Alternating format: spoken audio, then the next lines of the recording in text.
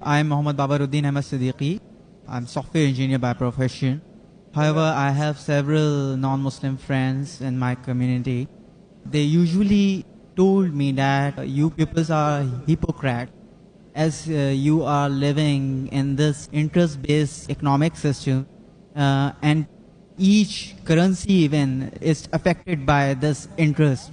How do I reply to him that we are not involved in this? Even I have a current account in my bank. Brother said that one of the non-Muslims is saying you Muslims are hypocrites, you are dealing in interest, etc. How can he convince? Brother, there are Muslims who own bank, but tell him that the major banks, it's owned by the Jews. And all the banks have got security, finally it goes to the federal bank. You know, federal bank in US. And federal bank in US is not owned by the US government. Many people think that the federal bank is owned by the government of US. No. It is owned by 7 individual families. And all of them are Jews. JP Morgan, Rockefeller, all of them. So your friend doesn't know the banking system.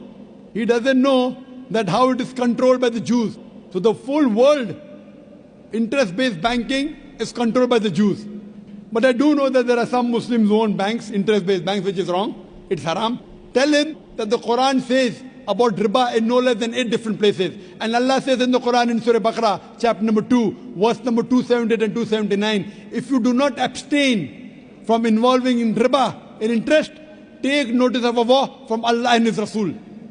If you deal in interest, whether take interest or give interest, the Quran says Allah and His Rasul will wage a war against you. Interest is one of the major sins in Islam. If you have alcohol, it's a major sin, but Allah and His Rasul will not wage a war against you. When someone has alcohol, you say, oh, alcohol, very bad Muslim. Someone take interest, no problem, society is there. Taking interest and giving interest is the bigger sin than drinking alcohol, according to the Quran. So, we should abstain from interest. That's the reason Quran is against riba. Hope that answers the question. Wa akhiru da'wana alhamdulillahi rabbil alameen.